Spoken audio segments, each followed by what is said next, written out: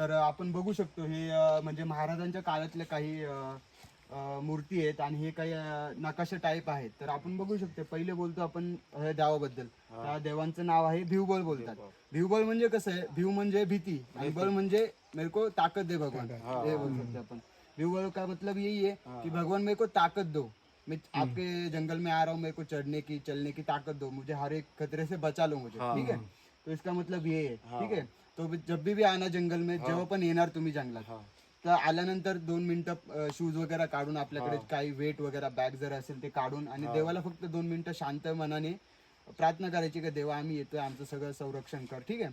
आणि आता आपण हे बघूयात, हे म्हणजे 3 एरो दिसत आहेत आपल्याला पहिल्यांदा, ठीक आहे. हे 3 एरो आहेत ना, हे 3 किल्ल्यांचे रस्ते आहेत. हा, आणि हा खालचा जो स्क्वेअर दिसतोय आपल्याला, हा स्क्वेअर खाली जंगलामध्ये पहिल्या काळामध्ये खाली गाव होतं, एक मोठंसं गाव होतं.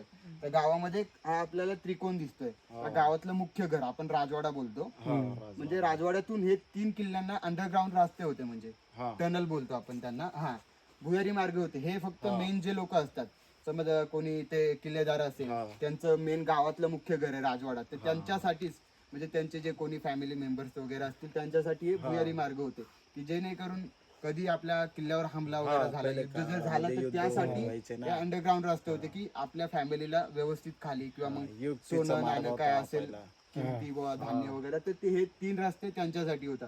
हा रस्ता होता पहिला अलंगवरती, हा दुसरा होता मदनवरती, आणि हा जो होता ना, हा तिसरा कुलंगवरती होता. तर अशी याची हिस्ट्री आहे. धन्यवाद.